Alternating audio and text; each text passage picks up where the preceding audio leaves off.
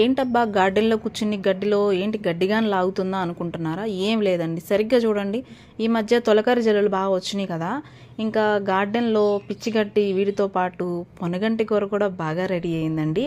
చాలా బాగా వచ్చింది పొనగంటి కూర. ఇంకా ఈ వర్షాకాలం మొత్తం మ్యాక్సిమం పొనగంటి కూర అయితే వండుకుని తింటామండి. పొనగంటి కూరలో చాలా హెల్త్ బెనిఫిట్స్ అయితే ఉన్నాయి, కంటికి చాలా మంచిది. ఈ పొనగంటి కూరనే పోయిన కంటి కూర అని కూడా అంటారు, మీకు తెలుసా మరి?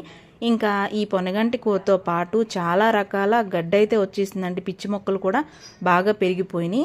ఈ పొనగంటి కూరని ఈరోజు నేను ఎన్ని తిప్పలు పడి కోసానంటే, గార్డెన్ చాలా పెద్దగా ఉంటుంది కదా, ఇంక ఈ పిచ్చి మొక్కల్లో గార్డెన్ మొత్తం నేను జల్లెడ పట్టి ఈ పొనగంటి కూరని అయితే కోసానండి. టెర్రస్ గార్డెన్లో కావాలని ఈ మొక్కలను అయితే పెంచుతున్నారు. మనం ఎప్పుడు గంగవేలు కూర వండలేదండి. దీనిలో కూడా విటమిన్ ఏ ఎక్కువగానే ఉంటుంది అంటున్నారు, కానీ ఏమో నేనంత మా సైడ్ అయితే ఈ గంగవేలు కూర అయితే వండరండి.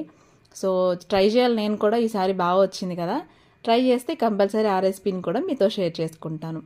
పొనగంటి కూరలో ఇంకొక బెనిఫిట్ ఏంటంటేనండి, కంటి సైట్ ఎవరికైతే తక్కువ ఉంటుందో సో వాళ్ళకి ఏంటంటే 90 days ఈ పొనగంటి కూర జ్యూస్ పరగడుపును తాగితే మంచిదంట. అది సైట్ కొంచెం ఇంప్రూవ్ అవుతుంది అని అంటున్నారు. ఇంకా ఈ వీడియోలో పొనగంటి కూరని ఎలా ఫ్రై చేసుకోవాలో చూద్దామండి. దానికన్నా ముందుగా ఒక ఉల్లిపాయను అయితే కట్ చేసి పెట్టుకున్నానండి, ఒక 2 పచ్చిమిరపకాయలు, కరివేపాకు రెబ్బ, ఇంకా వచ్చేసరికి వెల్లుల్లిపాయని రెబ్బని ఇలా దంచి అయితే పెట్టుకున్నాను.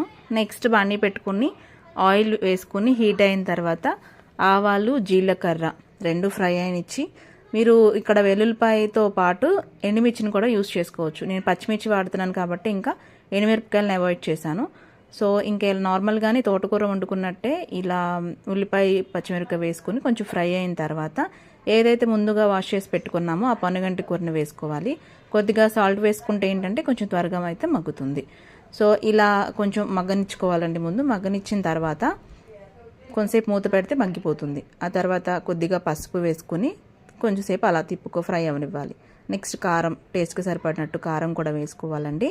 కారం వేసుకున్న తర్వాత కారం స్మెల్ కొంచెం ఆ పచ్చివాసన ఉంటుంది కదా, అది పోవడానికి ఏంటంటే లైట్గా ఒక్క చుక్క అలా 2 చుక్కల వాటర్ అయితే పోసుకుని కొంతసేపు అలా ఫ్రై చేసుకుని మూత పెట్టుకుని దించుకుంటే ఎంతో టేస్టీ అయినా పొనగంటి ఫ్రై అయితే రెడీ అయిపోయిందండి.